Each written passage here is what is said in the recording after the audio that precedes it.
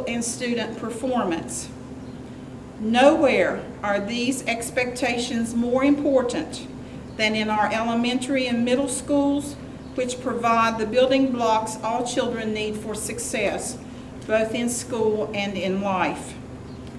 As a principal, the student is my first, last, and primary concern as I seek to address the needs of the whole child and to ensure that each is given the tools and opportunity to succeed. Our teachers are gaining the attention that they have long deserved as we provide them with the resources, support, and professional development necessary to deliver a world-class education for every child, regardless of their school zip code or socioeconomic demographics. We no longer live in a world of books, paper, and pen. Children grow up surrounded by digital media. They can communicate with peers across the world. They can find obscure information in seconds, yet they are unprepared for jobs of today. It is universally acknowledged that students today are being prepared for jobs that do not exist at present and for a future that no one can predict with certainty. The challenge for educators and students is to be open to learning new things all the time and to not only accept change as a fact of modern life, but to become leading agents of change. Employees need people who can create, solve problems, work together, use technology, and think critically. We must make our students critics, innovators, and team players. We should teach them to communicate in the broad sense of the word by infusing their coursework with blogging, recording, filming, texting, collaborating, and tweeting.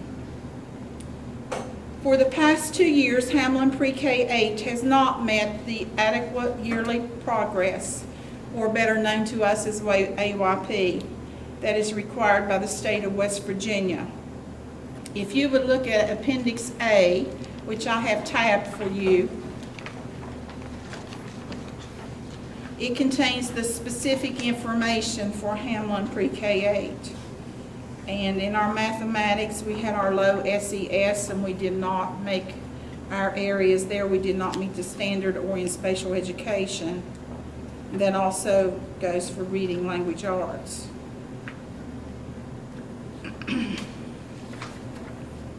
Back to my report. As you can see, there needs to be improvement throughout the school. As the school's instructional leader, I have researched strategies that will increase student achievement scores. After my appointment as the new instructional leader for Hamlin Pre-K-8, there have been many questions that I have asked as I began the journey to make significant decisions.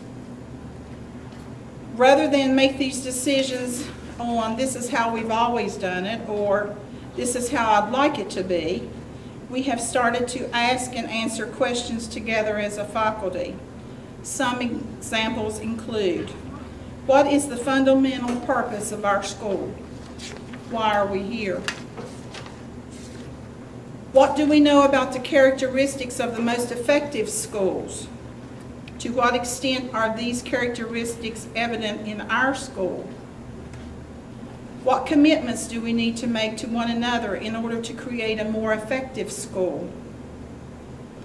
What are the knowledge, the skills, and dispositions we want all students to acquire as the result of every course, grade level, and unit of instruction?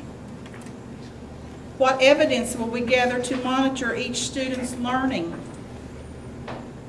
How will we respond when it becomes evident some students are not learning? How can we enrich and extend the learning for those who are already proficient? Which of our policies, programs, and practices support learning for all students? We are looking at our mission and our vision statement.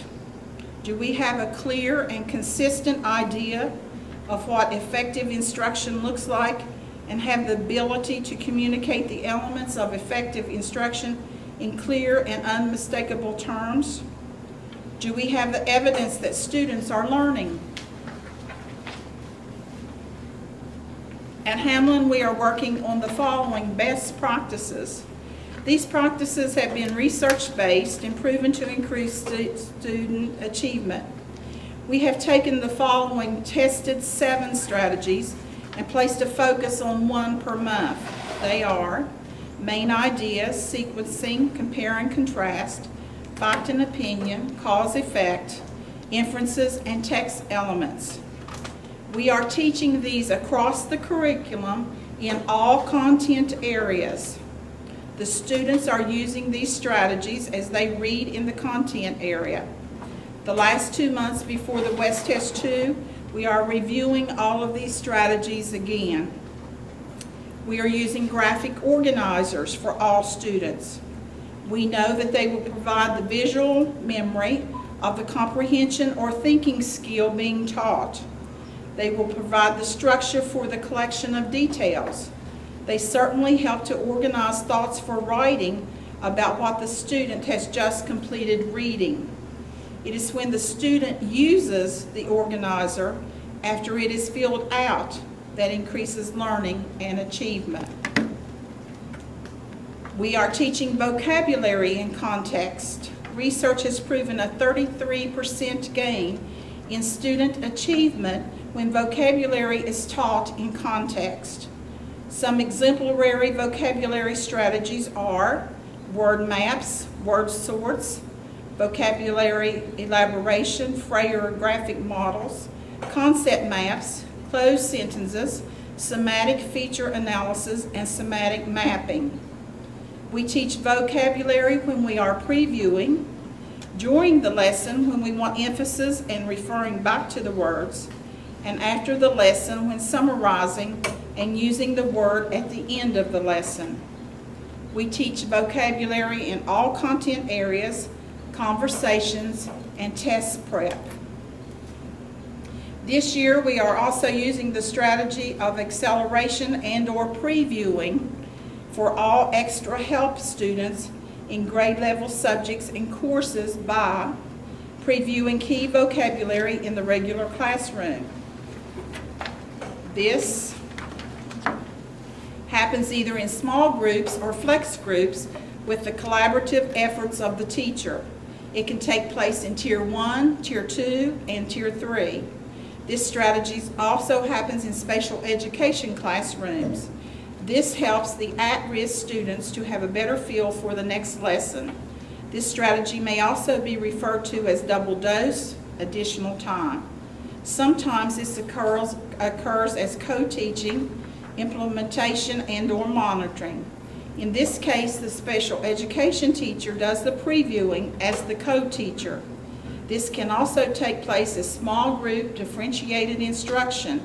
This is happening with the students' use of the programs Plato, Writing Roadmap, Acuity, and Odyssey. Another strategy being used is distributed summarizing. This strategy is used by the teacher during the lesson in order that the given information is in small chunks with scaffolding linking to prior knowledge. This strategy is a part of every lesson and incorporates various strategies to make sure learning is occurring.